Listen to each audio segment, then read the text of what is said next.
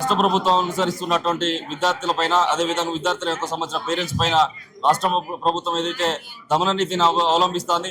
ఇలా రాష్ట్రంలో మొత్తం కూడా ఏ ఒక్క ప్రైవేట్ సంబంధించిన పాఠశాలలు చూసినా మధ్యతరగతి కుటుంబాలు, సామాన్య మధ్యతరగతి కుటుంబాలు, బడుబలైన వర్గాలకు సంబంధించిన కుటుంబాలు, దళిత మైనార్టీ వర్గాలకు సంబంధించిన పిల్లలు చదువుకునేటువంటి పొద్దున్నాక కష్టం చేసుకొని వచ్చేటువంటి నెల జీతం సంబంధించినటువంటి దాంట్లో వాళ్ళ సంబంధించిన కుటుంబ పోషణతో పాటు పిల్లల చదువు అనేటువంటిది ప్రయారిటీగా పెట్టుకున్నటువంటి ఆ కుటుంబాలకు ఈ రోజు ఒక 20 నుంచి 30% సంబంధించినటువంటి ఫీజులు దండుకునే విధంగా, విద్యను వ్యాపారం చేసే విధంగా, కార్పొరేట్ మయం చేసే విధంగా విద్యను కామన్ మ్యాన్కి అందకుండా చేస్తున్నటువంటి ఈ ప్రైవేట్ పాఠశాలల యొక్క అరాచకాలను నశించే విధంగా ఇప్పటి వరకు ప్రభుత్వ యంత్రాంగం ఎట్లాంటి చర్య చేపట్టలేదు.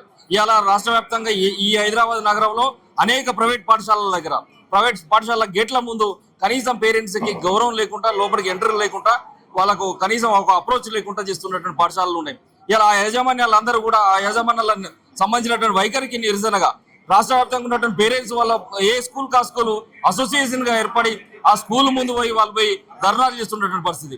ఇలా రాష్ట్ర ప్రభుత్వం సంబంధించినటువంటి జీవోలోనే దాదాపుగా 8 నుంచి 10% పెంచుకునేటువంటి వెసులుబాటు కల్పించినప్పటికీ కూడా వాటిని కూడా తొంగలో దొక్కి ఇలా ఈ యొక్క ప్రైవేట్ పాఠశాలకు సంబంధించిన యాజమాన్యాలు విద్యార్థుల యొక్క సంబంధించినటువంటి పేరెంట్స్ యొక్క ప్రాణాలను దండుకుంటున్న వాళ్ళ రక్త మాంసాలను ఈరోజు పిండుకుంటున్నటువంటి పరిస్థితి కనపడుతుంది. కాబట్టి తక్షణమే ఈ యొక్క రాష్ట్ర ప్రభుత్వం ఈ యొక్క కవిత ఈ రోజు పెట్టినటువంటి ప్రెస్ మీట్ కు సంబంధించినటువంటి అది కూడా అందుకోసమే పెట్టడం జరిగింది. మేమేమంటున్నామంటే తక్షణమే అసెంబ్లీని సమావేశపరిచి మీరు ఏదైతే మొన్న బడ్జెట్ సెషన్స్ పెట్టి అనేక అంశాల మీద మాట్లాడిలు, ఇది ముఖ్యంగా ఈ అకాడమిక్ స్టార్ట్ అవుతుంది కాబట్టి ఈ అకాడమిక్ స్టార్ట్ అయ్యే ముందు ఫీజుల నియంత్రణ పైన ఒక కమిటీని వేయాల్సిందిగా ఇవాళ రాష్ట్ర ప్రభుత్వాన్ని కోరుతున్నాం. అదేవిధంగా పాఠశాలలో అక్రమంగా పుస్తకాలు అమ్ముతున్నారు. బయట ఆ పుస్తకాలు దాదాపు 1000-1500 దొరికే పుస్తకాలను ఒక 6th స్టాండర్డ్ కలకలు వచ్చేసరికల్లా 7,000-8,000 రూపాయలు కేవలం పుస్తకాల కోసం తీసుకుంటున్నారు. కాబట్టి రాష్ట్ర ప్రభుత్వం డిఈఓల సమక్షంలో జిల్లాలుగా మండలాలుగా ఎంఈఓల సమక్షంలో మీరు తనిఖీలు చేపట్టాల్సినటువంటి అవసరం ఉన్నది. అదేవిధంగా నారాయణ, శ్రీ చైతన్య, గాయత్రి, ఎన్ఆర్ఐ లాంటి కొన్ని కళాశాలలతో పాటు నార్త్ ఇండియన్ సంబంధించినటువంటి కళాశాలలు కూడా ఇక్కడ తీసుకువేసి మన బిడ్డలకు సంబంధించినటువంటి ఉపాధి అవకాశాలను కొల్లగొడుతున్నారు.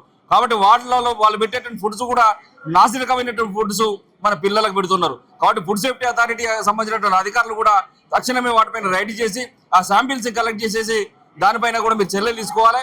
లేకపోతే తెలంగాణ జాగృతి ఒక కార్యాచరణ ప్రకటించాల్సి వస్తుందని చెప్పేసి ఈ రాష్ట్ర ప్రభుత్వాన్ని హెచ్చరిస్తాను. ఈ మధ్య కాలంలో చూస్తే ఈ గవర్నమెంట్ మాది కాంగ్రెస్ గవర్నమెంట్ వచ్చిన తర్వాత ఎడ్యుకేషన్ డిపార్ట్మెంట్ కి సంబంధించి రాష్ట్రంలో ఎడ్యుకేషన్ కి సంబంధించి ఉండేటువంటి విద్యార్థులు, టీచర్లు, అందులో పనిచేస్తున్నటువంటి సిబ్బంది వీళ్ళందరికీ కూడా చాలా చాలా కష్టాలు అనేటువంటి ఎదురవుతున్నాయి. అందుకు కారణం ఏంటంటే ఆ ఎయిడ్స్ ఉండేటువంటి వాళ్ళు రిలీజ్ చేయకపోవడం అనేటువంటిది ఒకటి. అదేవిధంగా ఇప్పుడు బడ్జెట్ ప్రైవేట్ స్కూళ్ళ నుంచి కొన్ని స్కూల్స్ ని బెస్ట్ అవైలబుల్ స్కూల్స్ అనేటువంటిది కొన్ని పికప్ చేసుకొని గవర్నమెంటే 25 స్టూడెంట్స్ ఎవ్రీ ఇయర్ ఇస్తూ ఉంటది. ఎస్సీ ఎస్టీ వాళ్ళ దగ్గర నుంచి సెలెక్ట్ చేసి సోషల్ వెల్ఫేర్ డిపార్ట్మెంట్ నుంచి ఇస్తూ ఉంటారు. వాళ్ళకి సంబంధించి సంవత్సరానికి ఒక్క స్టూడెంట్ కి 25,000 లాగా ఆ స్కూళ్లకు చెల్లిస్తూ ఉంటారు. అండ్ వాళ్ళకి సంబంధించి మానిటరింగ్ కూడా జరుగుతుంది.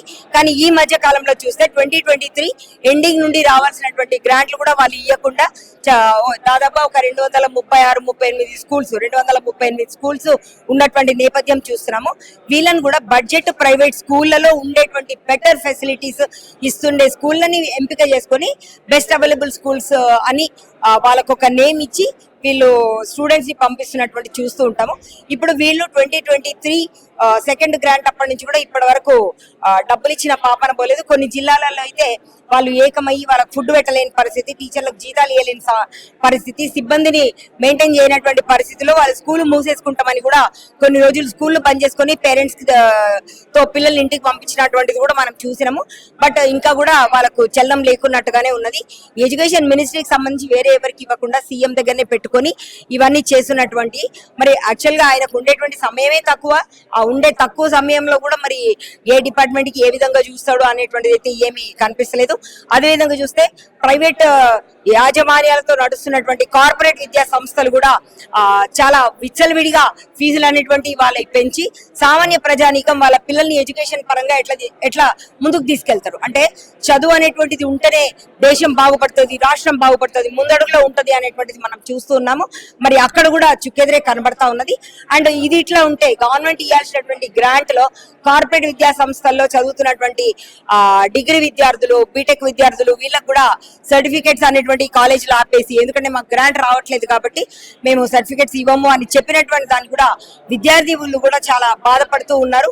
వాళ్ళకు వచ్చేటువంటి స్టడీస్ లో గ్యాప్, అదే విధంగా వాళ్ళు జాబ్స్ వచ్చిన దాంట్లో వాళ్ళు జాయిన్ అవ్వలేక, సర్టిఫికెట్స్ లేక చాలా ఇబ్బందులు పడుతున్నటువంటి నేపథ్యం కూడా చూస్తున్నాము. సో ఈ విధంగా చూస్తే తల్లిదండ్రులు, విద్యార్థులు, కాలేజీలో పనిచేస్తున్నటువంటి లెక్చరర్స్ వీళ్ళందరూ కూడా బాధపడుతున్నటువంటి చూస్తున్నాం. తక్షణమే ఎడ్యుకేషన్ కి సంబంధించినటువంటి సత్వర నిర్ణయం తీసుకోవాలి. సరైన నిర్ణయం తీసుకునే విధంగా ముందుండాలని మరొకసారి తెలంగాణ జాగృతి ఆఫీస్ నుండి, ఈ వేదిక నుండి సీఎం గారికి మేము ఒక రిక్వెస్ట్ లాగా, ఒక డిమాండ్ లాగా కూడా అనుకోవచ్చు, మేము చెప్తున్నామని తెలియజేస్తున్నాము. జై తెలంగాణ. జై తెలంగాణ. ఈ రోజు మా కవిత గారు విద్యార్థుల పక్షాన, విద్యార్థుల ప్రశ్నించే గొంతుగా ఇంతకుముందు కాస్త మండలిలో మాట్లాడింది, ఇప్పుడు కూడా మాట్లాడింది. ఫీజు రిమండ్ ఏమని చెప్పి, స్కాలర్షిప్లు ఏమని చెప్పి ఎన్నిసార్లు అడిగినా కానీ ఈ రేవంత్ రెడ్డి ప్రభుత్వానికి కొద్దిగా కూడా కనకరంలేకపోయింది. మా విద్యార్థుల పట్ల డిగ్రీ అయిపోయింది, బీటెక్ అయిపోయింది. ఇప్పుడు బీటెక్ అయిపోయినాక బయటకు ఎంఎస్ పోదాం అనుకుంటే వాళ్ళకి స్కాలర్షిప్ రాకపోతే వాళ్ళు సొంతంగా పైసలు ఇచ్చి వాళ్ళు బయటకు పోతారు. ఎగ్జాంపుల్ జాబులు వచ్చిన వాళ్ళు ఉంటే 1 year బీటెక్ అయిపోయిన జాబ్ రాగానే ఈ సర్టిఫికేట్ ఇయ్యక జాబులు కూడా పోతున్నాయి.